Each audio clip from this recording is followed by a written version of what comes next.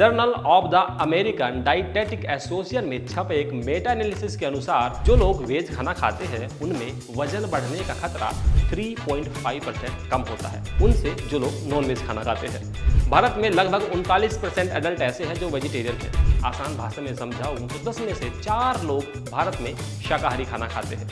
जब भी healthy, high protein और विटामिन रिच फूड की बात आती है तो नॉन वेज फूड को ही अच्छे ऑप्शन के रूप में देखा जाता है, लेकिन अब दुनिया वीगन और वेजिटेरियन की तरफ शिफ्ट हो रही है। नमस्कार, मेरा नाम है अंकुर। नजरिया की हेल्दी नगरिया में आपका स्वागत है। क्या आपको पता है इंडियन वेजिटेरियन फूड अक्सर high carbs and low protein वाला होता है। ऐसा इसलिए होता है क्योंकि इंडियन वेजिटेरियन फूड्स अधिक चावल, गेहूं और स्टार्ची जो वेजिटेबल्स होती है उन पर डिपेंड होता है। आपने देखा होगा अक्सर वेज डाइट में लोग चपाती, चावल, आलू और दाल खाना पसंद करते हैं जो कार्बोहाइड्रेट से भरपूर होते हैं। वहीं अगर प्रोटीन रिच फूड की बात करें जैसे दालें, फलियां, डेयरी और पनीर इजी अवेलेबल तो है, लेकिन अक्सर कार्बोहाइड्रेट की तुलना में कम मात्रा में खाए जाते हैं। लेकिन ऐसा क्यों है कि भारत का जो वेज डाइट है वह carbs high and low protein है? चलिए जानते हैं। अधिकांश भारतीय घरों में चावल और गेहूं को बड़े पैमाने पर खाया जाता है। ऐसा दिन में एक ना एक टाइम पर गेहूं की रोटी या चावल बनते ही बनते हैं। इस वजह से ये कैलोरी का मुख्य सोर्स बन जाते हैं। स्टार्च युक्त सब्जियों की बात करें तो जैसे आलू, शकरकंद या अन्य कंदमूल सब्जियां जो इंडियन वेज डाइट में आम हैं उनमें भी कार्बोहाइड्रेट अधिक मात्रा में होता है। लेकिन जब बात प्रोटीन के सोर्स की आती है तो शाकाहारी प्रोटीन सोर्स जैसे दालें, फलियां और डेयरी प्रोडक्ट ही डाइट का हिस्सा होते हैं। लेकिन ये अक्सर कार्बोहाइड्रेट के हाई कंजम्पशन को बैलेंस करने के लिए पर्याप्त मात्रा में नहीं खाए जाते। इन सब के अलावा एक कारण ऐसा है जिसे नज़रअंदाज नहीं किया जा सकता। वो कारण है लैक ऑफ अवेयरनेस। भारत में अभी भी प्रोटीन इंटेक को लेकर अवेयरनेस यानी जागरूकता की सबसे ज़्यादा कमी है, जिसकी वजह से डाइट बैलेंस नहीं हो पाती और कार्बोहाइड्रेट को प्राथमिकता दी जाती है। लेकिन आखिर जब कार्बोहाइड्रेट और प्रोटीन इंटेक की बात करते हैं तो दिमाग में आता है कि आखिर इन दोनों को बैलेंस डाइट होना क्यों जरूरी है। चलिए इसकी भी पोल खोलते हैं। Blood sugar regulation. कार्बोहाइड्रेट खास करके सिंपल कार्ब आसानी से ग्लूकोज में ब्रेक डाउन हो जाता है। इससे ब्लड शुगर स्पाइक होता है और पर्याप्त मात्रा में शुगर होने से एब्जॉर्प्शन ऑफ शुगर धीमा हो जाता है। इससे ब्लड शुगर लेवल स्टेबल रहता है, यानी आपको शुगर होने का खतरा हो सकता है। Weight management. प्रोटीन कार्बोहाइड्रेट की तुलना में अधिक तृप्तिकारक होता है। इसका मतलब यह होता है कि आपको लंबे समय तक भरा हुआ महसूस कराता है। High in carbs and low protein diet भूख बढ़ा सकती है और अधिक खाने की संभावना को भी बढ़ा सकती है। Muscle maintenance. प्रोटीन मसल्स की रिपेयर और मेंटेनेंस के लिए ज़रूरी है।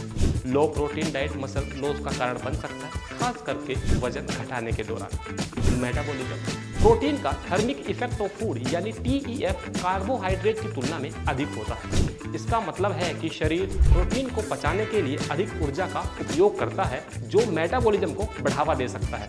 Balance nutrition. अत्यधिक कार्बोहाइड्रेट और कम प्रोटीन वाली डाइट न्यूट्रिशनल इम्बैलेंस क्रिएट करती है।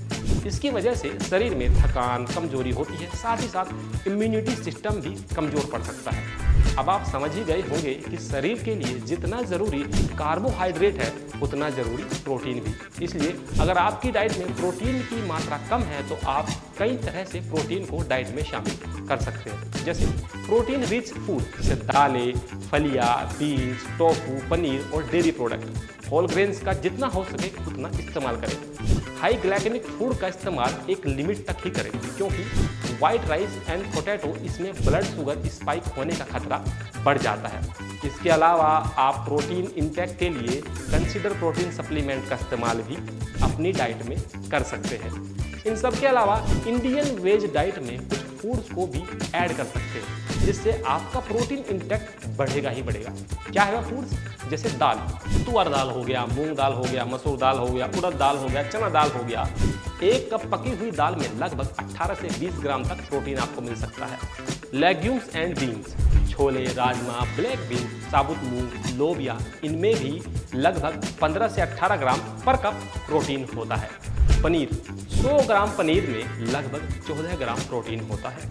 सोया प्रोडक्ट्स होते हैं, टोफू सोया मिल्क होता है, सोया चंक्स होता है, सोया ग्रेनुल्स होते हैं। टोफू में भी लगभग 100 ग्राम टोफू में 8 से 10 ग्राम प्रोटीन होता है। वहीं सोया चंक्स की बात करें तो उसमें भी 100 ग्राम में लगभग 52 ग्राम के आसपास आपको प्रोटीन मिल जाता है। कैसे वेजिटेरियन डाइट वेट लॉस के लिए सही है, इसके पीछे कुछ कारण है। वो कारण क्या है? Reduce calorie intake. Plant based food में डेयरी और मीट फूड की तुलना में कम कैलोरी होती है।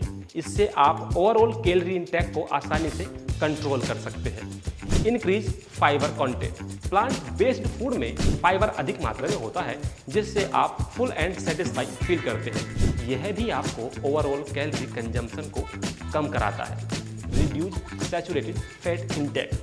वेज डाइट में सैचुरेटेड फैट बहुत कम होता है। सैचुरेटेड फैट एक प्रकार का फैट है जिससे कि आपकी दिल से जुड़ी बीमारियां, वेट गेन जैसी समस्याएं भी हो सकती है। Improve blood sugar control.